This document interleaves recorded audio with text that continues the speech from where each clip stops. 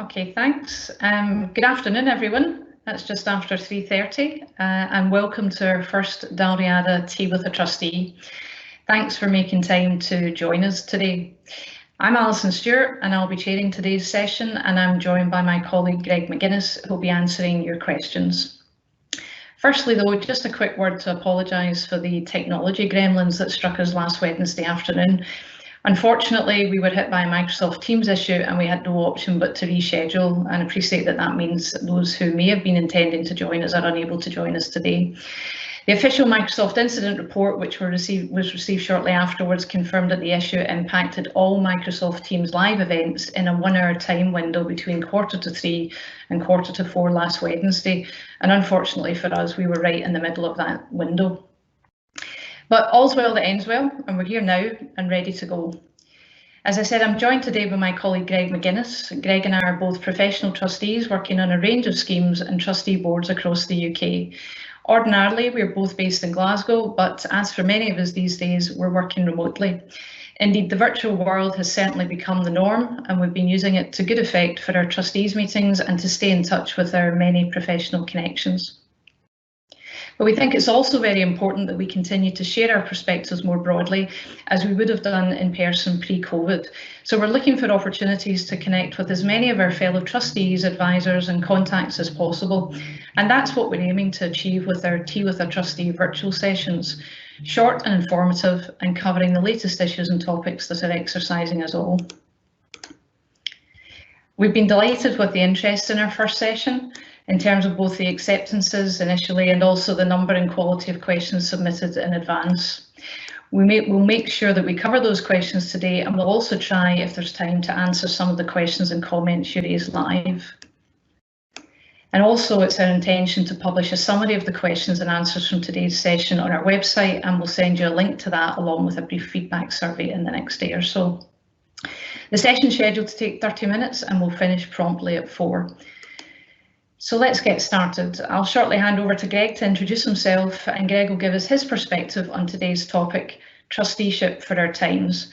And Greig will look at 3 specific aspects: the current environment, professional trustee accreditation and upcoming changes and their impact.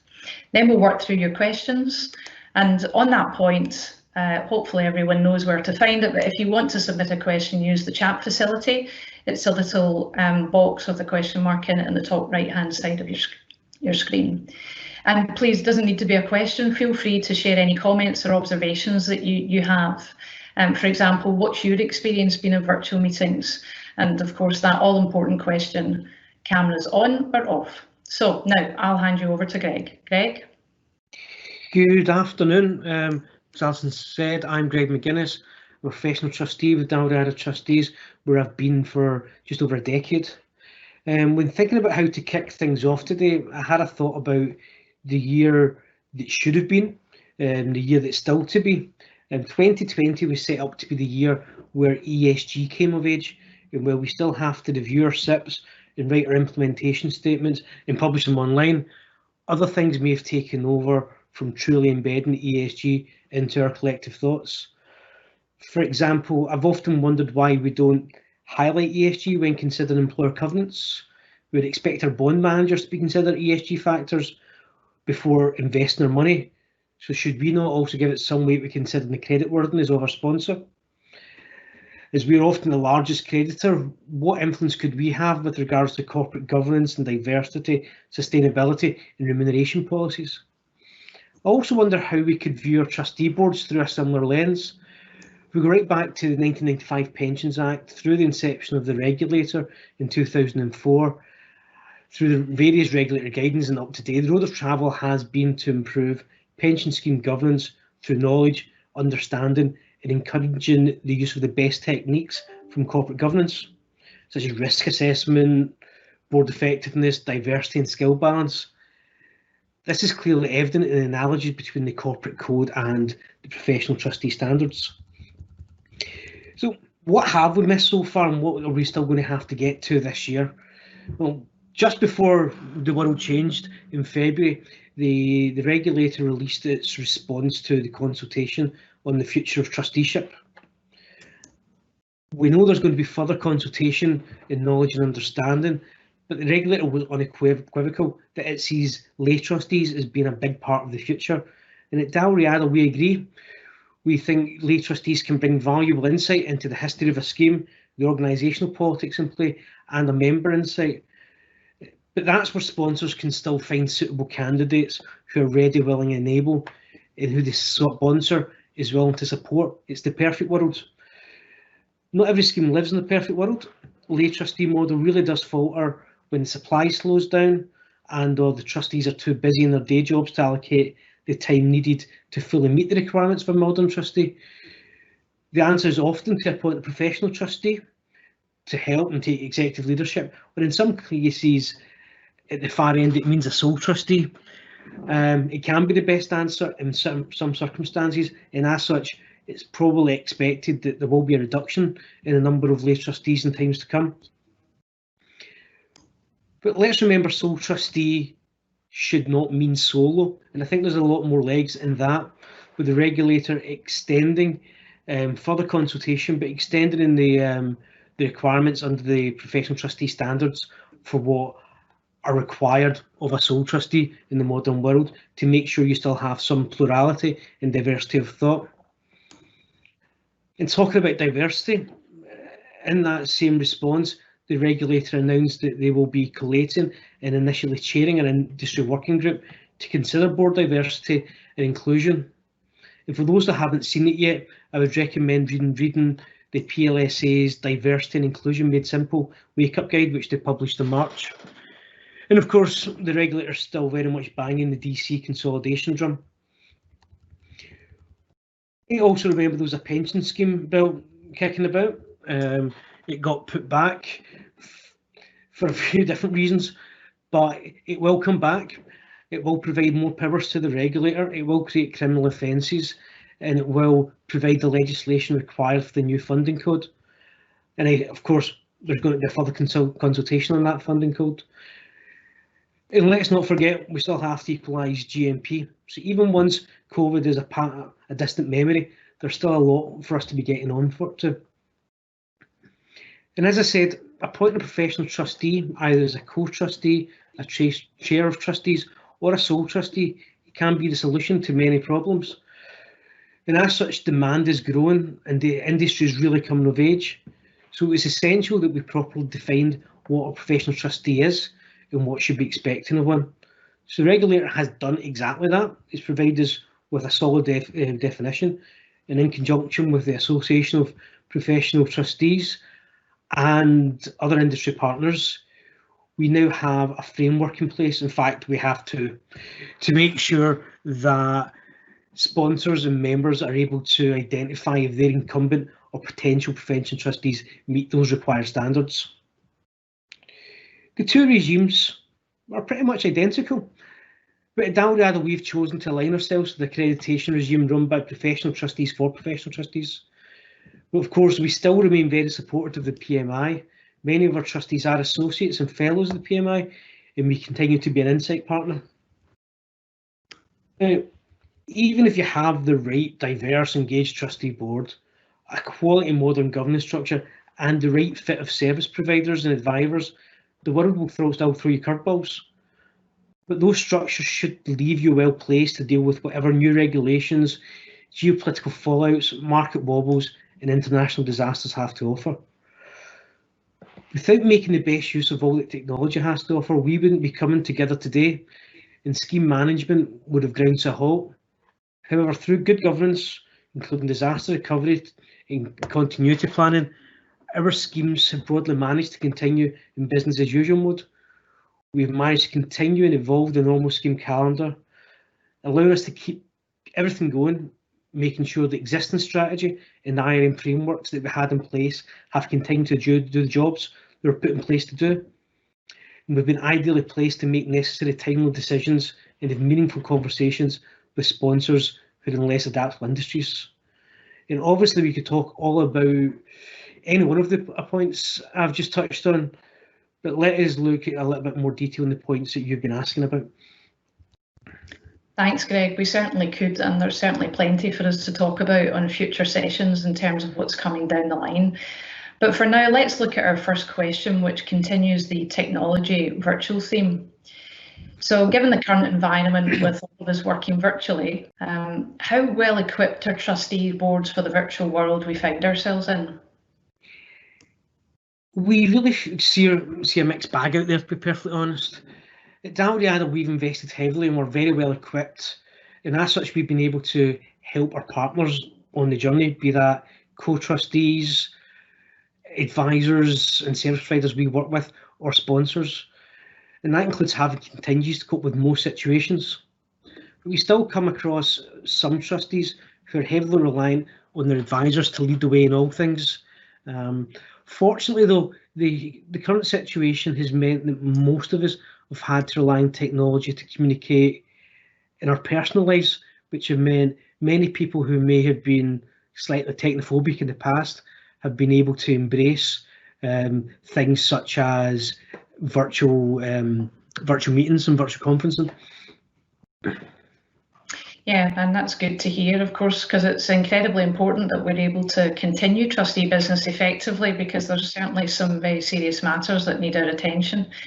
Which takes us on to our next few questions, Greg. We're all very familiar now with the TPR's guidance on the easement of deficit reduction contributions. And the updated guidance, of course, was issued last week. So what's our experience in practice, Greg? What proportion of schemes that we at Dalriada work with have seen an employer ask for a reduction or suspension of DRCs? I think our experience is very much in line with the industry.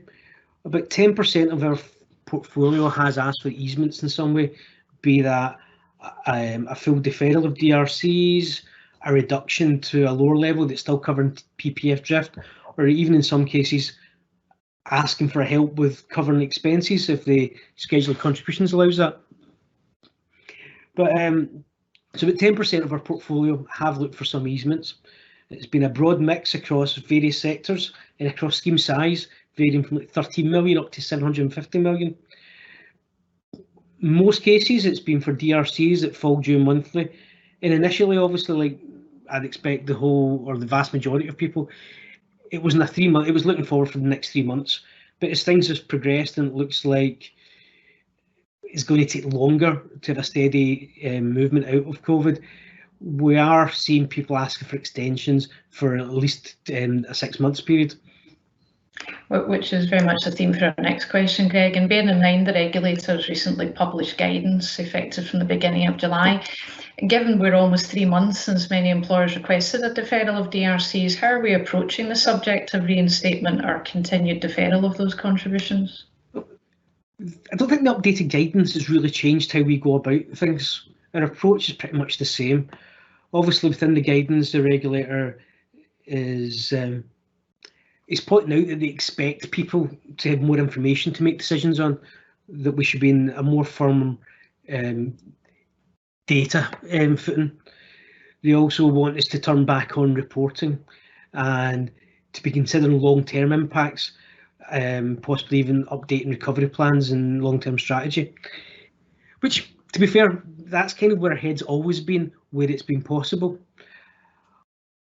The fact that we're now looking beyond the 3 months period is providing a higher hurdle for employers to get over. So we're working through extensions and new requests in a case-by-case basis, taking appropriate advice as necessary, but with the overarching principle that members' best interests come first. Whether it be new repayment schedules or requesting to extend and reshape repayments, we expect that to be covered in any proposal from the employer, and always looking for it to be on an equitable basis and backed up by affordability. Thanks, Greg. So let's look at some more specific questions on covenant and the financial aspects. What changes or additional reviews have trustees been making during the current environment to review the going concern assessment of pension schemes, in particular the consideration of the employer covenant?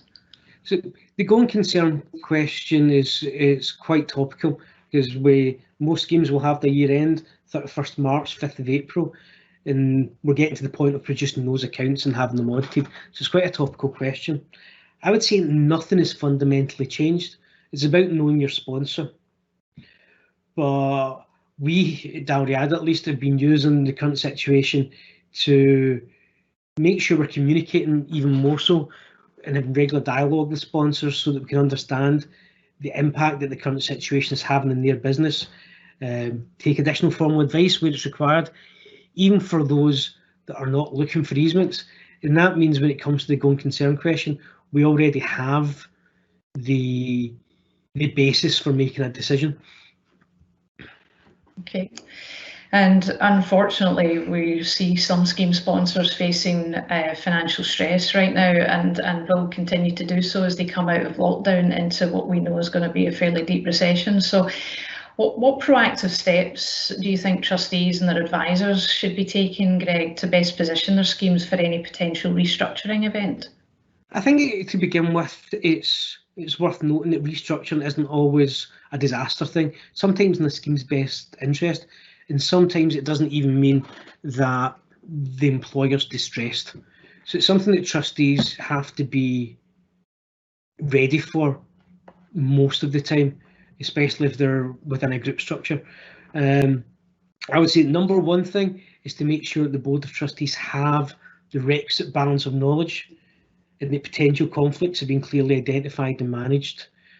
Sometimes that might mean appointing a professional trustee who has expertise and experience of managing pension schemes through a distress or restructuring process. You need to know your scheme well, a clear holistic understanding of the funding position, including investment risks, and most importantly, how much you depend on employer covenant and how much you should. But at a very practical level, we have to be aware, especially just now, of how much we rely on employer for key services. Does your employer provide payroll? Does it do some level of administration or scheme secretarial services? And do you have a contingency plan in place to switch that quickly somewhere else should something happen to the employer and change their ability to provide those services? We're seeing that specialist covenant advice and regular monitoring is becoming ever more important and necessary, but trustees themselves have to be aware of changes in legislation, specifically in response to the implications of COVID-19, such as the Corporate Insolvency and Governance Bill. Thanks, Greg. And that's possibly a topic for a future conversation. Very much so. So yeah, so covenants and funding ratios, back to that again. What's been the impact on covenant funding ratios in our experience, and what do you think that means for the demand for professional trustees, Greg? As far as covenants and funding, it's very much been a mixed bag across the whole spectrum. It's probably fair to say that most covenants have reduced. We're still yet to see whether that's a short-term blip or in some cases where there's going to be some quite long-term impacts of that. But in other cases, and especially in the tech sector, we've seen covenant improvements. But again, far too early to see if that's a short-term or a long-term position. Funding, we did see some drops, but there's been great recovery, and it's very much, as I said, a wide spectrum. We saw it very much based on what your strategy was leading into the disaster, where you were on your journey. I've seen some schemes who, especially those that weren't well hedged and were very growth centric, drop in fund position 20 plus percentage points.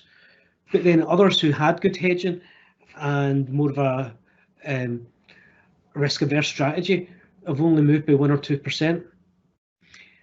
And that pace of recovery varies also. As an example, on a hybrid scheme that I'm involved in, we have a very growth-centric DC default, and just the other day it was reported that we're more or less broken even for the year. So there has been good recovery. The recent situation we find ourselves in only goes to show that pensions is a very complicated matter. There's many different aspects that can complicate things more, and it's so important that you have a quality governance system. So I guess some cases that does mean. Sorry, Alison. I was just going to say, so I guess we'd expect to see further growth in the demand for professional trustees, Greg. Sometimes I've said before, professional trustees can be the best way of making sure you have that governance system in place. So yeah, we fully expect that there will be further growth in demand for professional trustees and that additional expertise. Okay. And our final question in this section before we move on to accreditation, Greig. COVID-19 relates to property investment. COVID-19 is likely to have a detrimental impact on the value of income generating property assets. So should trustees be assessing the value of their property investments and the impact that may have had on existing deficits? I think it's important that trustees understand any movements in valuation of all their assets. Property is an interesting one because most pension schemes access property via unitised products, and that can be difficult because quite often the pricing has a delay in catching up with underlying valuations. And we're definitely seeing that just now with lots of warning messages about trusting pricing. In fact, some funds having paused transactions. Where we have schemes that directly own property, or they have securities over property, or even asset-backed contributions, they should be reviewing regularly the value of that property and how much they are allowing for it. Okay. Thanks, Greig. So let's take a look at accreditation. Clearly very topical and certainly a subject close to our hearts here at Dalriada. Just to kick things off, a more general question, Greig. In your opinion, what are the 3 key skills a professional trustee needs in their role? Picking a skills top 3 is like asking me to name my 10 best albums in order. Obviously, the Dolby Teenage Fan Club albums, but every day changes the actual skills that you need in the life of a professional trustee, which is why we very much support a team-based model. However, trustees need certain key attributes and skills. We need to have firm technical grounding, strong interpersonal skills, and sometimes above all else, and I hope I'm exemplifying that today, they really need to be a good communicator. Yep, you are indeed, Greig. So in your view then, should all trustees hold some form of accreditation? I saw a commentary this week, I think from the PMI, where they said they did, and I can only reiterate that anyone that's calling themselves a professional trustee should have an accreditation and be able to back up that claim. But I think all trustee boards have to be able to evidence how they've managed to achieve and maintain the necessary knowledge, understanding and skills so that they can manage their scheme and advisors appropriately. Yeah, and you mentioned in your introduction we're at the start of the process, but do you think the trustee accreditation regime is stringent enough to capture all of the skills that are needed, Greig? As you say, we're very much at the start of our journey, and it's far too early to be shouting that are we nearly there yet. It's true, the PMI tests are not a very high bar, but they do cover a very wide range of topics and attributes. And I think more relevant to the process is the evidence of experience you have to give and the references that you require from senior industry professionals. But ultimately, and I think as I referred to in a recent article in Pensions Expert, the key part of accreditation is undertaken to live by the standards of professional trusteeship, and that includes ensuring that you and your co-trustees have the skills and knowledge needed to manage your scheme. Yeah, and it is a significant and responsible commitment. Greig, you mentioned the 2 regimes, the APPT and the PMI, and we at Dalriada have chosen the APPT accreditation regime. Can you tell us a bit more about the drivers behind that choice? Thanks. As I said before, there's not really much to differentiate between the 2 regimes, although there has been some commentary about how they've approached COVID-19 slightly differently. At Dalriada, we felt that an accreditation regime run by professional trustees for professional trustees, learning and developing from direct experience, was a better fit for us as a company and for our profession. I also think that the APPT was, I think I put 20 letters in there, but anyway, the APPT was a natural and will become the most popular choice. I understand that they've had 150 applications for accreditation so far, and the APPT have now fully accredited 40 members. COVID-19 has slowed the process down. It's limited the amount of people that have been able to sit the CPT Unit 2 examination so far, but I understand there's an examination that lots of people are sitting this Friday, and therefore expect a massive spike in accreditation over the next weeks, including people that haven't even started their application yet. Yep, hopefully that will include me, because I'll be sitting mine on Friday, Greig. So, final question on accreditation. What do you think the long-term impact of accreditation will be, Greig? It has to improve quality and governance, but I think most importantly just now is that it should mitigate the risk of dilution of that quality as supply obviously has to ramp up to meet demand. I think it might see a change in delivery models to a more team-based model that Dalriada have, in order that firms can still be able to provide sole trusteeship. I wouldn't be surprised if we see some consolidation of providers, possibly some sole practitioners either banding together or looking for shelter under the umbrella of larger firms. Okay. We're closing in on time. I'm just looking, we do have one question here. Are you aware of any additional documents being produced alongside the schedule of contributions whereby the sponsoring employer has requested the deferral of DRCs, with the document allowing for the deferral to take place, prevent qualifications during the audit, or will this solely be via agreement with the trustee and employer on a scheme-by-scheme basis, Greig?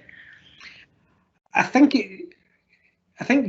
both. I think it is via agreement with the trustee and employer on a scheme-by-scheme basis, but I think there has to be some level of documentation. We've definitely seen probably two schools, either an adjustment to the schedule of contributions in possible recovery plan, which then you obviously have to report, or a side letter where there's an agreement to defer contributions for a period of time, including a written agreement for when they're going to be repaid, that sits alongside. So I've seen both approaches. Probably we would prefer to have the side agreement rather than, at least in the short term, than be changing the already agreed funding structures, unless we have a long-term view. Okay, I don't see any other questions. So that takes us pretty neatly, just a little bit ahead of time, but that takes us fairly neatly to our final question, Greig, which is, given where we are right now, and the environment that we find ourselves, these unusual times, what advice would you give for where we currently find ourselves now, Greig? Other than have Dalriada as your professional trustee. In addition to that, Greig, I think, like wars, we should avoid preparing for the next catastrophe by preparing to better fight the last one. So we have to be careful that we don't set up structures to fight COVID-19 complications better, but do learn lessons and identify any governance and risk management weaknesses so that we can make sure we're better placed to cope with whatever the future curveballs might be. Thanks, and that's good advice. I don't know, Susan, if we've got any other questions coming through? No? Okay, is there anything else, Greig, before we finish up? Other than thanks for listening, I think that's all I've got for today. Well, thanks, Greig, and thanks also to all of our attendees today.